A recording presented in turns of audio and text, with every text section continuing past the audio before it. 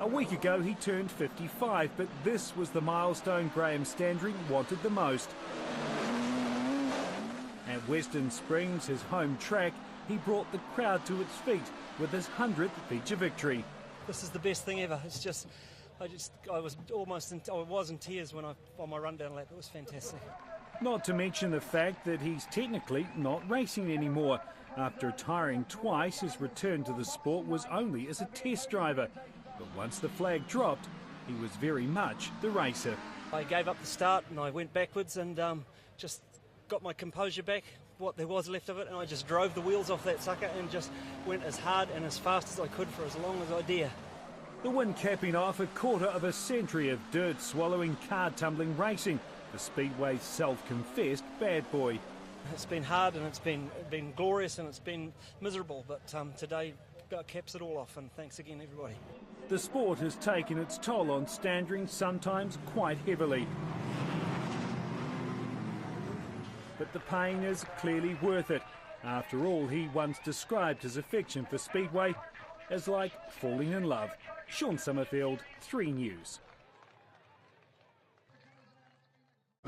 Right, we're here with Speedcar New Zealand legend Graham Standring, is that correct? That's correct, yes. So tell us a bit about your career, Graham. I've been told that you've had a controversial one and a lot of wins as well. Yeah, with wins comes controversy more often than not, Yep. and certainly once you develop as the guy to beat, I mean, there's a lot of people that are sort of wanting to beat you. So I'm very fortunate. My career spanned something like 30 years. Yep.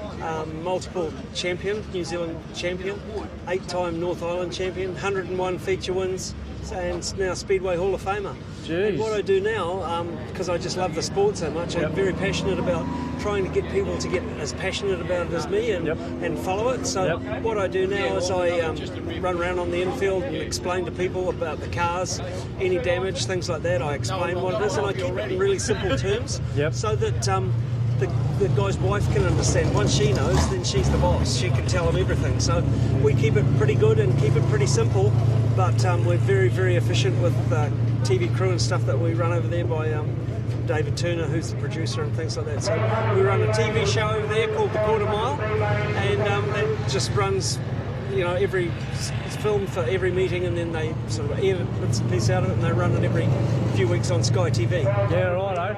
So out of all your careers, why did you get involved with Speedcars originally? Well, I started pretty young, typically going and watching. My mum worked on the gate at the ticket box and stuff like that, and then I took up a career in motocross, and I was much more ambitious than talented. Yep. So I came away from motocross with something like 35 broken bones and a knee reconstruction, and every part of me putting it back together. Yep. And I just lucked into the fact that I knew some people and they got me involved in Speedway, and fortunately we went from there. It was a pretty, I'd say, a rapid rise, because nothing was as scary as motocross. Yep. So Yep. I was able to just get on with it and have a good time, and I had very good people around me, and that's the key. Yeah, that is the key in any motorsport into these days, having a good crew and good people around you. You're right, and I often get asked about Speedway, what is it, the driver or is it the car or whatever, Yep. and I liken it to what I call a three-legged stool. Yep. That it's the driver, the team and the car, and if any one of those is short, the deal falls over. So as much as the driver gets all the accolades and all that sort of stuff, it's very much a team sport, and also about taking care of your sponsors and continuity of engineers and Yep. crew chiefs and stuff like that you build on as a family. So, what's the difference between your style, your like group of drivers back when you were driving to today's modern driver? Do you see any difference nowadays? None. None at None all? whatsoever. Guys are just as ruthless Yep. back then, and just as hungry. As a human, we all set the same standard, no matter whether it was in the 40s, 50s, 2000s, 2020s and 2050s. The human does exactly what he does for self-preservation. Goes as fast as he possibly can with the risk of injuring himself, and that's what determines the speed. So if you can adjust the cars or develop the cars that gives the driver a feeling of confidence and speed of the car, then he'll go the fastest. And provided he's got the skill and the dedication to the sport, he'll win it. Right, excellent, excellent. And modern day cars? Have you had a chance to have a go in one of these modern cars? Not really, no. I did probably stop driving maybe 12 years ago, something like that. I've always kept up with the development of modern day cars, and I'd say the single biggest contribution to the performance of the cars, although they look the same as they did 20 years ago, 30 years ago, is probably shock absorber technology, and certainly the tractability of the engine. And by that I mean the ability for an engine to run from 3,000 RPM through a corner to 9,000 RPM down the straight and get a hold of the surface, not just sit there wheel spinning. And it's all about those adjustments and those fine-tuning of all these things that really makes the difference to a modern-day car. And tracks, have they changed much? No. Still the same?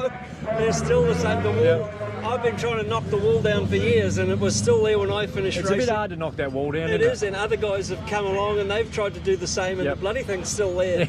So the wall, you attribute that to the most damage, but the tracks haven't changed a lot, but the understanding of how to get hold of the surface of the track and a bit more information from the crew chiefs and the drivers about where the track works and where it doesn't work, and more finer details. We're really splitting hairs now, because what we consider at the moment is the peak of technology, as we did back in those days. But when you see a car which we've got one here on display actually, when you see a car here from 20 years ago versus a car that's here now, a big difference in where they are.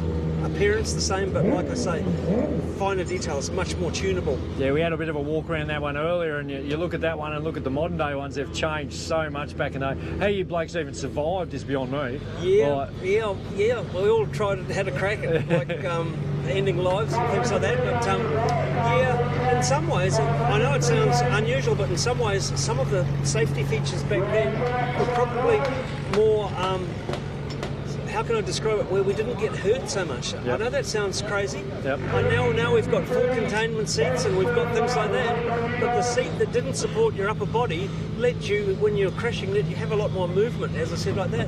Now in a full containment seat, your head's between two blocks, and it's like in between two tennis rackets, and it just gets whacked around. You know? Safety's come a long way, hasn't it? It has come a long way, for the better, of course. But I mean, look at. They didn't lose that many when they didn't even have roll cages. I think you had a bit more respect for it then, you know? Yep. And your most memorable moment in Speedway, mate? Oh, I get often asked this, and there's probably three. Probably the first championship win in a midget car. I won what we call a three-quarter midget championship, and that was huge. And then 2 years later, I was in a midget car and I won that championship, and I just remember that was like a huge weight off my shoulder. The next big moment for me would have been my 72nd. My car was number 72, and I passed Jimmy Sills in a big feature in New Zealand to win my 72nd feature. And then, of course, there was nothing quite like getting the 100th feature. That was a long time coming, but it certainly, like, I was on 99 for what seemed like forever, you know. I got to do something. I just got to find some speed or something. All of a sudden, one night, we were able to do that. And then, believe it or not, this 101st came a lot easier, because I think once you get that out of your mind and then over that hump, away you go again, All the stress had gone. And the next question you're going to ask is the disappointments. Oh, yeah, what was the biggest disappointment? The single biggest disappointment for me clearly goes to an Australian title in Newcastle. Might have been in 2001, I don't know, one of the last few years of that. And I started out at grid 14, and I told the audience, that I was in Australia. Picture this, I'm in Australia, and that song Never Let a Chance Go By the Parthenon Milk Bar. Well, that came to mind. So I'm over in Australia, no one can do anything. I'm the nice guy in New Zealand, or try to be, but in Australia it didn't matter. So I told the whole audience that I was going to win the race, and that they were wasting their time watching anybody else. And so that was, once the cans started coming over the fence, I thought, oh, maybe they're inviting me to the barbecue afterwards. Perhaps not. So anyhow, what transpired is, I told them I'd be in the front at half distance, and lap 19 I took the lead. I'd actually lapped up to third place. And during the course of the last few laps, the dreaded noise comes. Got louder and louder and louder. Oh, no. An exhaust header broke and melted the crank trigger wire. As I took the white flag, my car just stopped. I pulled to the infield, and Craig Brady, who was running second, went on to win it.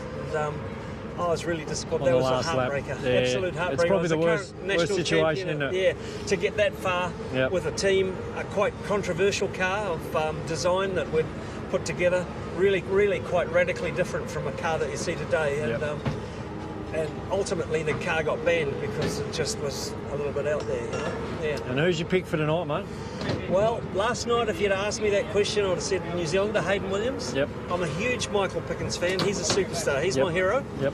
And struggling to hit his arse a bit tonight. The guy that's impressed me so far tonight is Harry Thompson. Yep. So never count out Caden Brown. Yep. Second in the New Zealand Championship Yep. behind Buddy Coforth. Never count him out, or never count out Michael Pickens. Brad Mosen is also up to speed tonight. He looked like he was struggling a little bit last night, so I'm very pro-Kiwi, of course. Yep, And yep. I don't particularly know the Australian guys that well, but Yep. a guy that has impressed me so far is Harry Thompson. Yeah, no, there's some big names there. It's 40 laps a long way. A lot of top drivers out there. It's anyone's race, It really. is, and I was lucky enough to be invited to the infield just before and do some interviews, but I was more interested in tyre degradation and the situation of the cars, and the heat of the tyres after those 10-lap heat races was quite hot, you know, so I'm Yep. expecting blistering, I'm expecting tyre preservation to be an issue. Yep. So a guy that can keep it straight, look after his tyres and do all these things as well as race 19 other guys, Yep. is going to be the winner. And yeah, I hope it's without issue, you know, without any controversy or anything like that. It would just be good to see a clear winner. Awesome. Thanks for joining us, Graham, and thanks for your time. Mate, it's just so great to be here. We love Australia. I tell you just a short story. What happened after this Australian title, and I gave all these Australians just absolute heaps and told them that they were retards and all the rest of it, you know. They tried to ban overseas entries to the Australian title. Yep. The only thing that they didn't know was I travelled on an Australian passport. I'm actually Australian born. And so we came again the next year, didn't have the same sort of luck and stuff like that. But yeah, it was just quite funny the way that they tried to, rather than develop and get as good as we were, it was easier to ban that guy and Yep. do it. Yep. We had a sort of an ace card up our sleeve. So, but yeah, I've had the greatest time here. The people have been absolutely hospitable. Yep. We've been talking through it all and right round the whole pits, had a chat to everybody, and it's just been great. Just love this sport. Don't you just love this Well, sport? I'm new to Speedcars. We only had about 6 or 7 down in Tasmania where I'm from. Right, yeah. So this is the first time I've actually been in amongst a big group. Yeah. I'm a sprint car fan and a Yeah, of super course. sedan fan. Yeah. But I think I'm starting to change. I think these have come up in the list. Like, Yeah, they are. And what's so exciting about it is the closeness of the racing. yeah, yeah, The consequences of a touch and things like that. Unlike, say, saloon cars where they can fend a rub and do Yep. bits and pieces like that, the margins are minimal. Yep. You know, the knife edge concentration, everything about that. These guys are athletes. You know, Yeah, they're not yep. just guys that are having a bit of fun here. Yeah. There's a lot of money at stake and things like that. So, midget car racing or speed car racing, for me, is the premium. It's the ultimate. But I can see that this transition coming where sprint cars will probably take over.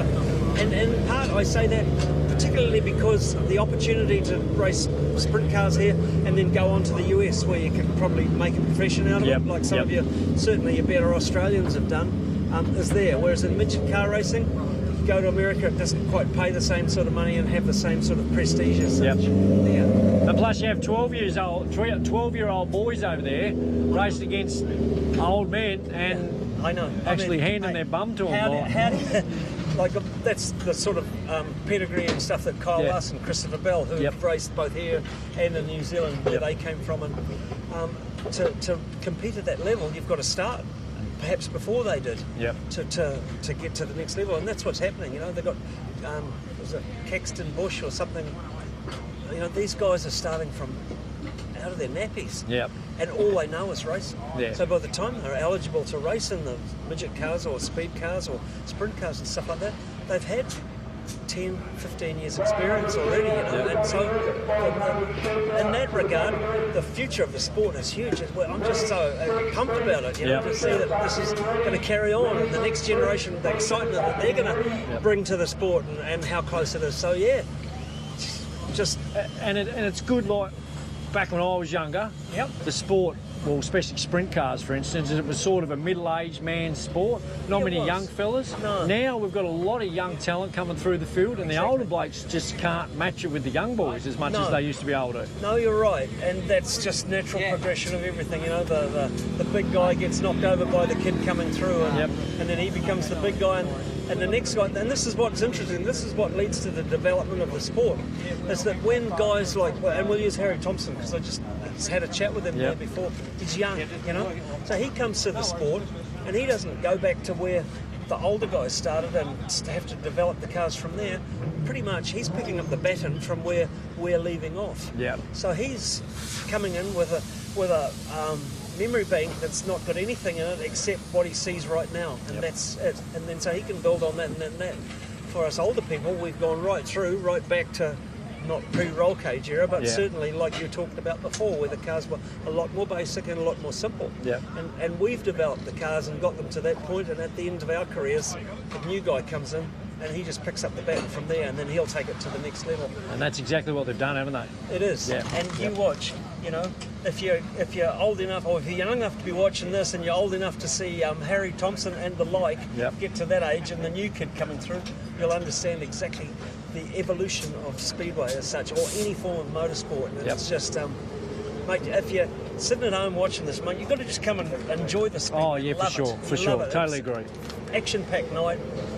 You know, we call it the speedway by the freeway. Yep. The place of action, the action, attraction, everything. Yep. It's short, sharp races. You see everything done. Great night's entertainment. Thanks, Graham, for your time, and enjoy the rest of your night, mate. Cool, I will, and I can't wait for the 40 lap. It's going to be big. It's going to be big. Thanks, mate. Cheers. Cool.